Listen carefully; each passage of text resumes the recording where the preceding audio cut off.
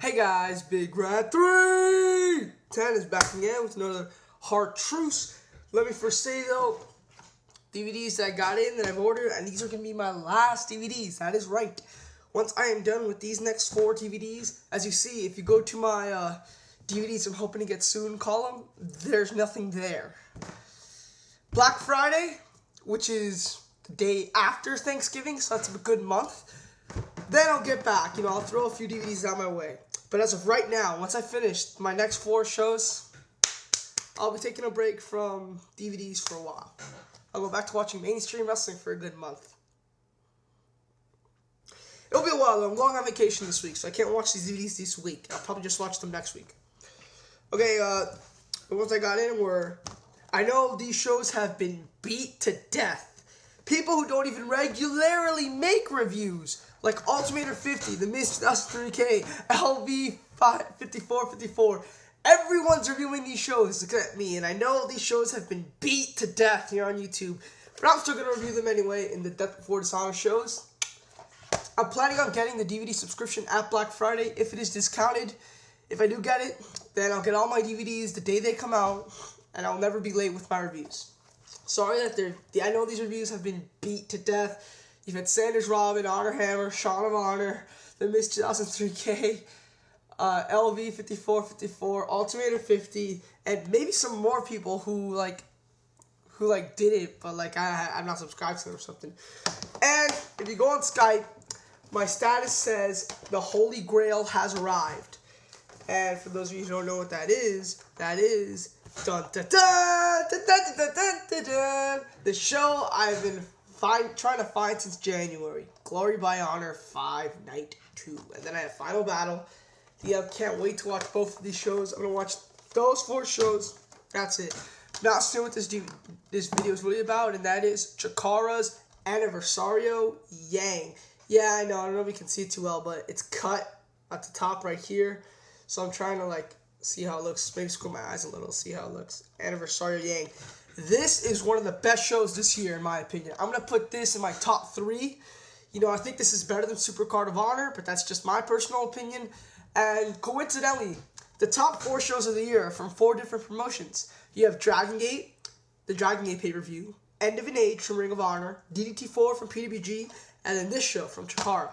I put this right up there for all you guys who loved DDT4, who loved End of an Age, who loved the Dragon Gate pay-per-view, even though the Dragon Gate pay-per-view is better than all of them. This is the best show this year. This is a really good show. This is a tremendous show, I'll say. I had a lot of fun watching it. Okay, we start the night off with Los Ice Creams versus the Roughnecks. The Roughnecks is Brody Lee and Grizzly Redwood, 2 workers who, I don't really like anyone in this match, to be honest. I don't like Los Ice Creams. They didn't really do any wrestling moves. They just did too much comedy, and I didn't laugh. I agree. I'm responding this to Nightmare Baller 1, so all my subscribers learn what I said about responding to reviews, because I saw he made the only review about the show, so I was watching the show, I would watch his review about each match. That's why I'm going to counter some of the things he said. I agree, the Los Ice Creams really aren't funny. I mean, Daniel told me about the famous Sprinkles spot where they put their opponents through sprinkles, and I was praying, oh, please, God, give me that spot, and they didn't. But, this was still a funny match. I'll say it was still a slightly comedy match. I did enjoy it. I'm going to give this 2.5 stars. The Eddie Kingston on commentary is just genius. Fun match, 2.5 stars. Next, we get Eric Cannon versus Ophidian. I'm not the biggest Eric Cannon fan, but he really stepped up here. I'm going to give this 3.25 stars. This could be 3.5, but I agree with Nightmare Baller. The ending did hurt it. I really did not like the ending, really, because Eric Cannon no-sold it at first, and then he sold it at the end. But, still the match was a lot of fun. It got to a slow start. So if it wasn't for the slow start and the bad ending, but everything else in the middle is great. Really good. It's 3.5, 3.75 worthy, what's in the middle. But the beginning and the end kind of hurt it. So I'm just going to give it 3.25. Next you get, the origin of the Neo Solar Temple versus the Saturday Night Slam Masters, or the Super Smash Brothers and Creative Wrestler. This match was a lot of fun. I mean, a lot of fun. I don't know where it was funny. Nightmare Baller, you were saying it was really funny, a great comedy match. I really enjoyed it. A lot of action pack. I really didn't see any comedy in this match at all. And it's not that they tried to say jokes. I mean, I'm just saying, like, they didn't make any jokes. They just wrestled. They didn't say any jokes. They didn't do any funny things. But whatever. And I noticed a cliche that we always use when we review matches, and that's non-stop action match from bell to bell. Well, this is a true cliche. There wasn't a boring moment in the match. The match literally starts off. There's no headlocks. There's no submissions. There's no test of strength. They start going at it Chikara style. And that's why I really like it. I'm going to give it 3 3/4. I like it more than most people. I think it's a really fun match. Up next is okay, I'm going to give you 2 examples of 2 2.25-star matches. How one is really good and one's really bad. First is Glacier and Brown versus Gerard and Colin Delaney. This is a bad match. Nightmare, you gave it a 3. I don't know how you gave it a 3. This match bored the living shit out of me. There's nothing. I can't remember anything except D'Lo hitting the post and D'Lo giving a backstabber to Colin. That's it. And the match was like 12 minutes. That's literally all I remember. Oh, and the finish. And D'Lo doing the Chikara special. But I can't remember anything. It was such a boring match. I've been D'Lo's #1 defender. I like D'Lo. I really don't think he's as bad as everyone says. I find his matches enjoyable, entertaining. You know, only his match with Jay at 7th Anniversary show that I really not like. But I think his matches are fine. I really don't know why everyone really hates him. But this match falls on him. Glacier, you can blame a little, but D'Lo was in there most of the time. And I gotta say, this match falls on him. I did not like this match at all. I'm probably gonna give it 2 stars. I really can't. There was some spots here that I did like, but it just wasn't a good match. Now we get 2.0 versus the Sea Donsters, because it's Hydra and Tim Donst. So instead of the Sea Monsters, they're the Sea Donsters. 2.0 of Shane Matthews. I forgot the other guy's name. I can't remember.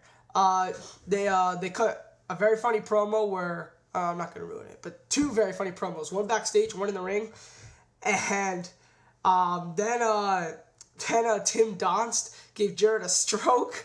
And then him and Hydra did the Gerard strut. And also Shane Matthews did a really funny spot when he was giving everyone Boston Crabs. And then he actually gave one to his partner. And then there was another funny spot in the match. It was really I found this match was hilarious. I found this match with the promos to be the funniest match of the night. Nightmare, I don't know how you didn't say that this match was a comedy match. This was a lot. This was really funny. And I really enjoyed it. I really did. I'm going to give this 2 1/4. You know, it was only 3 minutes. And this is an example of a very good 2 1/4-star match. The other match is an example of a very bad 2 1/4-star match. Just so you guys extend the difference. Basically, comedy matches are usually the good ones. Or short matches. They're both the same. Okay, next we get... Was it... Now that was the 6-man. Yeah, I think... Yeah, now it's the 6-man tag.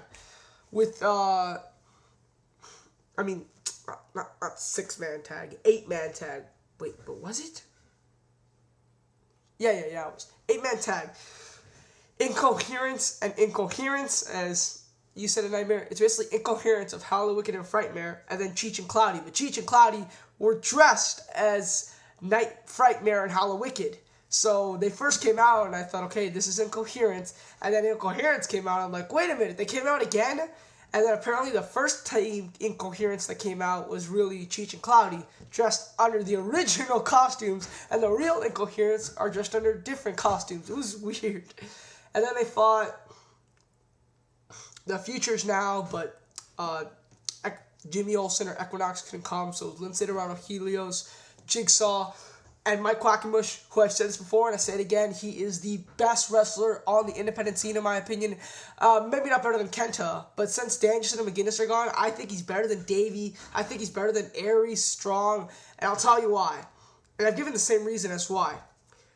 He can be a high flyer, and he can be not just high flyer, he can be the best high flyer in the world. With how fast he moves. He can be a submission wrestler. That's why his name is Lightning, Mike Quackenbush, and how fast he moves. He could be the best submission wrestler in the world, which is why his name is also the Master of 1,000 Holds. And you want him to grapple, he can do that too. You want him to brawl, I've seen him do that too. Not only is he so versatile, but he's also in the top tier. He's in the top tier in each of his categories. Now, Chikara is a wrestling school promotion, so he doesn't wrestle a lot because the school does. So that's probably why he's not. Some people wouldn't think so, but in my opinion, he is. Awesome match, 4 stars. So we get the Claudio versus Eddie Kingston. Very fun match, especially for Eddie Kingston. I don't really like Eddie Kingston too much, but this was an awesome match. I really loved it. And the promo beforehand is one of the best promos I've ever seen. Again, from Eddie Kingston. And the story behind it is great. So because of that, this match gets 3 3/4 instead of 3 1/2, as I know everyone else is giving it, but it's still a very, very, very good match. Next, we get the main event.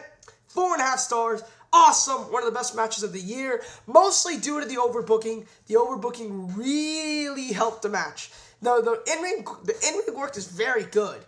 But the overbooking of this match, and I mean overbooking of this match, makes this match one of the best matches of the year. And the after segment was great. Fun match all around. All in all, I'm going to give this show like an 8.75. Maybe a 9. Not so sure if it's a 9. But it's still an awesome, awesome show. And I definitely recommend picking this up. This is in one of my highest recommendations. Okay, guys, I'm Bigrat310, and I'm out.